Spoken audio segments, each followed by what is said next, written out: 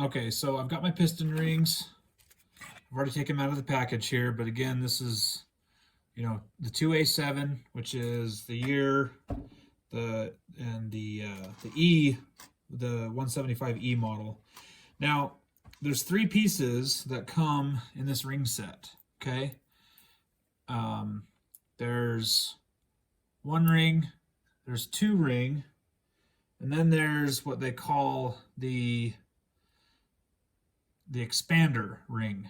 Okay, that's this kind of like funny looking, really flimsy, wiry one. Now, if we look at the diagram in the service manual, before I test the gaps on these, we're going to do that, but we need to identify that these 2 rings are in fact different.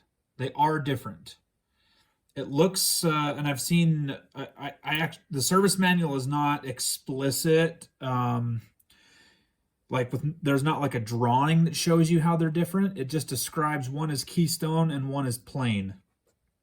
Now, it's really hard to see, but this, okay, first off, let's actually just take the 2 widths of these rings. So if I take the caliper and I measure the width from here to here, this one is 2.3 millimeters wide, and this one is 2.6 millimeters wide. Now, the one that's 2.6 millimeters wide, I don't even know if I can get a good shot here. I'm going to try.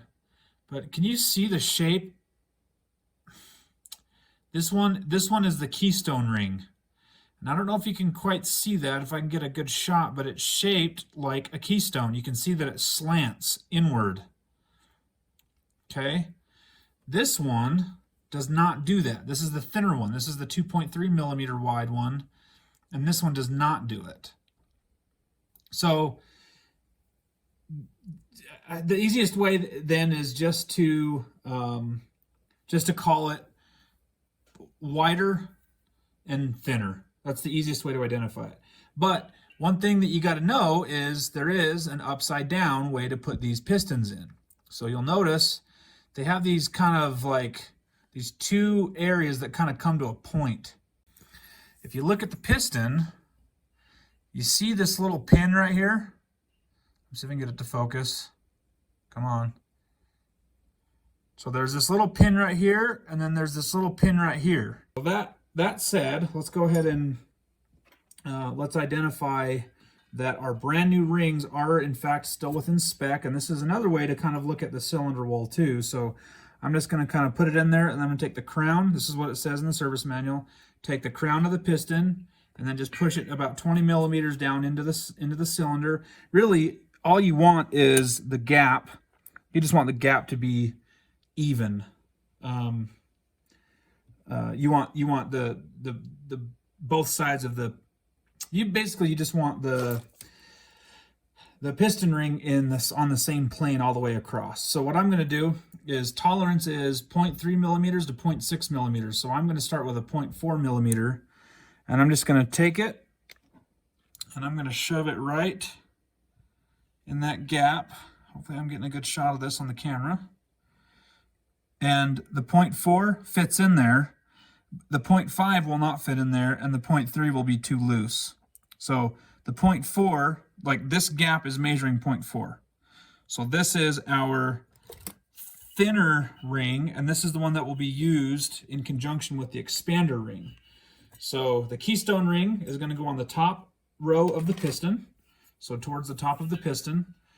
This top groove will have the keystone version in it, the wider piston ring, and the one below it is going to have the skinnier piston ring, the 2.3 millimeter wide, but the expander ring is going to go in this groove first before we install the piston ring.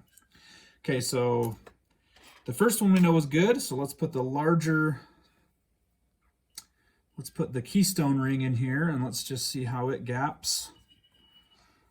Again, you're also kind of checking the cylinder here, like when you're doing this. So, like, you know, I am not, this bike has under 5,000 miles on it. And so I don't think the cylinder's worn out at this point. So again, here's another 0.4 and 0.4 fits in there on the money. 0.5 will be too big. Oh, 0.5 actually does fit. So on the other one it doesn't. So 0.5, well, let's see if 0.6 fits. Oh, there might be a little bit of cylinder wear. So here's 0.58 millimeters. And that one does not fit. 0.55. 0.55 doesn't fit. 0.53. Okay, 0.53 does fit. But that's the that's the keystone ring that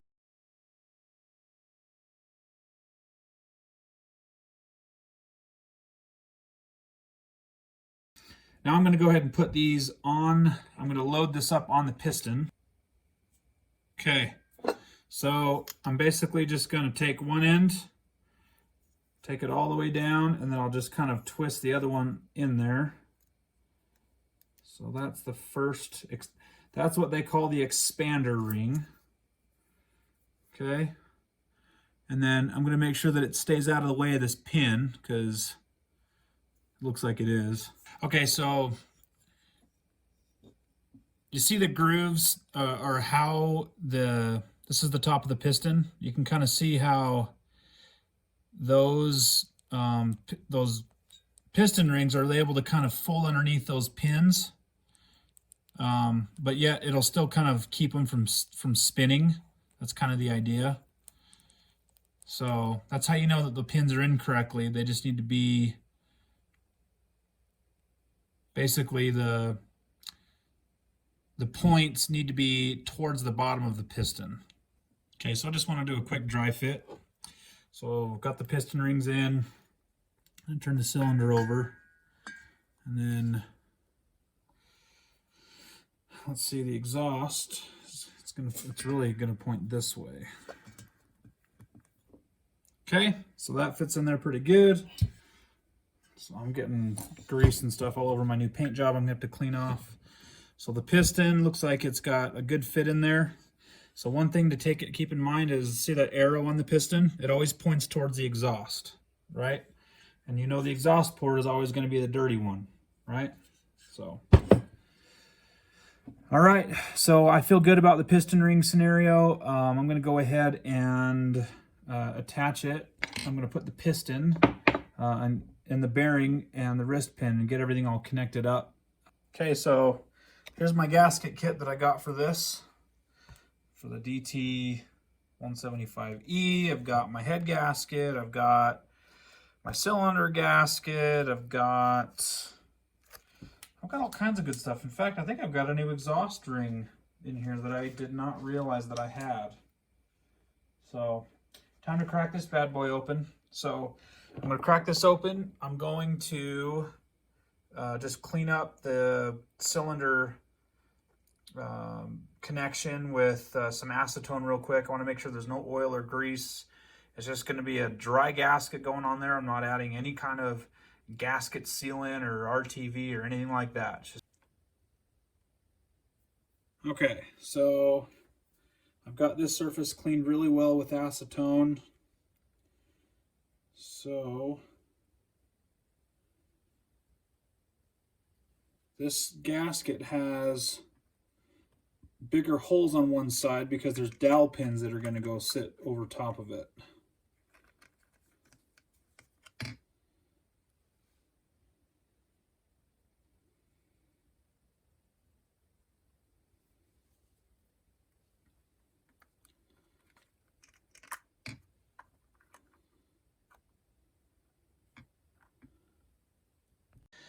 All right, so I'm super disappointed. They cut this gasket wrong. They cut too much out. So you can see this gasket, it hangs over nothing. There's nothing there. So there needs to be a cutout right here for the ports, but like it's cut wrong. Really frustrated because this came from Thailand. Okay, so it's not pretty, but I actually had a roll of gasket paper laying around, and so that's what I'm going to use. This is a little bit thicker gasket paper than kind of what the stock one is, but I'm hoping that it's close enough. because I don't want to wait for another shipment from Thailand. So that's all I can tell you. So now I've got just a little bit of extra. I want to make sure these ports, you know, have kind of an unobstructed setup here. So I'm just going to take a razor blade and just clean that up just a little bit right along the edge. But this edge is actually pretty good, but up in here I just got to clean up a little bit. Okay, so now I'm going to slip this on. So I've slipped the piston in there, so the skirt on the bottom of the cylinder allows you to get access to the wrist pin. So what I'm going to do is I'm going to leave it in there partially. I'm going to pull this up just a little bit, and then I'm going to partially put the wrist pin in, and then I'm going to lift it up and then do it all at the same time. First, before I do that, I'm actually just going to lube up this needle bearing just a little bit.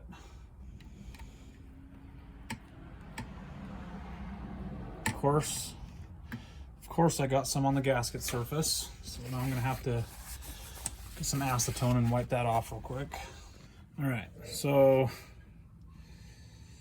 let's go ahead and get this rested up on here, get our wrist pin ready to come in from the front. Actually, I'm going to put the wrist pin in partially. So now, once I get it lined up,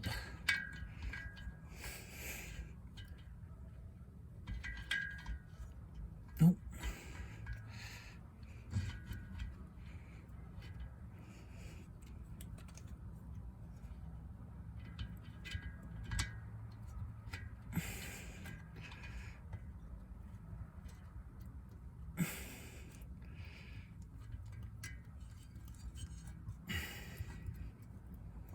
Come on, slide in there. I got it started, but no, try not to like get this gasket all.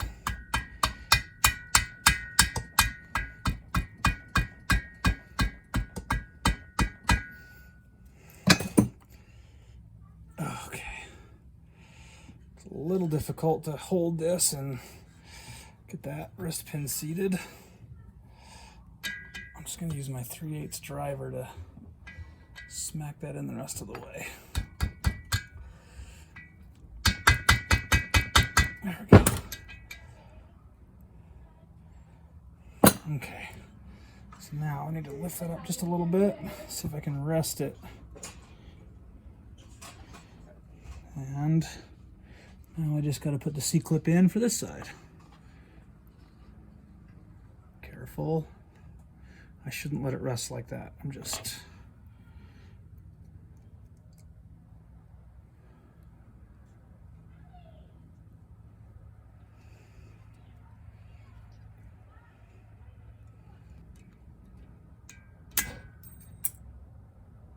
Oh, gotta go find that. All right. So I looked out and I've got a magnet here attached to my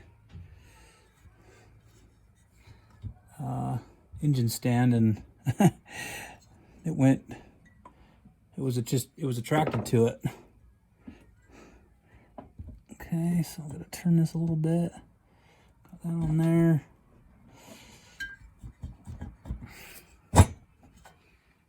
Okay.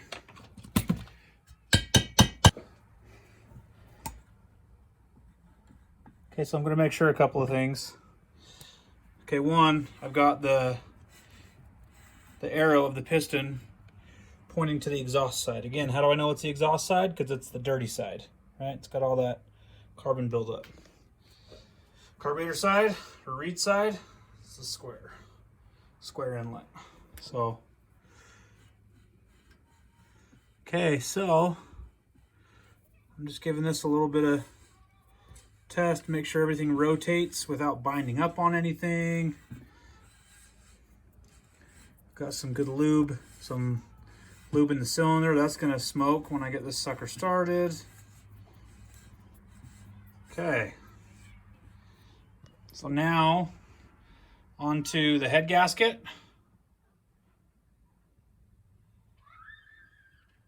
and then the cylinder head cover, and then torque it all down to specification.